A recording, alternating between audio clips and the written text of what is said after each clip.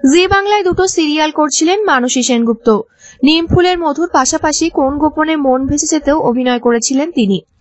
তবে এই মুহূর্তে শুটিং এর সব কাজ থেকে বিরতি নিয়েছেন তিনি, কারণ অন্তঃসত্ত্বা অবস্থায় কাজ করাকালীন অসুস্থ হয়ে পড়েছিলেন। সেই জন্য বাড়িতে এখন সম্পূর্ণ বিশ্রামে রয়েছেন। তাই এখন কোনো ধারাবাহিকে দেখা যাবে না তাকে। তবে মা হওয়ার 1 মাসের মধ্যেই আবারও কাজে ফিরবেন তিনি। আর মাত্র 3 মাস পরে দ্বিতীয়বারের জন্য মা হবেন মানসী সেনগুপ্ত। যদিও অন্তঃসত্ত্বা অবস্থাতেও গত 6 মাস ধরে চুটিয়ে শুটিং করে গেছেন অভিনেত্রী। এর আগে তিনি বলেও ছিলেন তার হাই রিস্ক প্রেগন্যান্সি। চিকিৎসক বেড রেস্টে থাকতে বললেও শুটিং চালিয়ে যান তিনি। তাই মাঝে অসুস্থ হয়ে যাওয়ার কারণে এই কয়েক মাস কাজ থেকে বিরতি নিয়েছেন তিনি।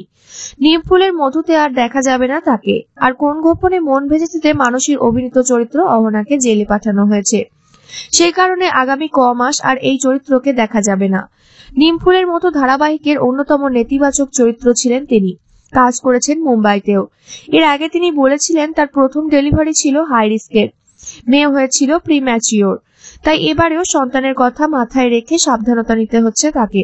তবে যেহেতু সেটে সকলে সব রকমের সুবিধা দিয়েছিলেন, তাই সেরকম কোনো অসুবিধা হয়নি। তিনি কাজ ছাড়া ভালো থাকতে পারেন না। অভিনেত্রী বলেন, দুটো শুটিং একসাথে করার জন্য অসুস্থ হয়ে পড়েছিলাম। এখন চিকিৎসকের পরামর্শে সম্পূর্ণ বেড রেস্টে আছি। আমার প্রায় নড়াচড়া করাও বারণ।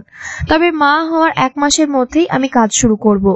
এখন আগের থেকে অনেকটাই ভালো আছি। বাড়িতে সবসময় শুয়ে রয়েছি।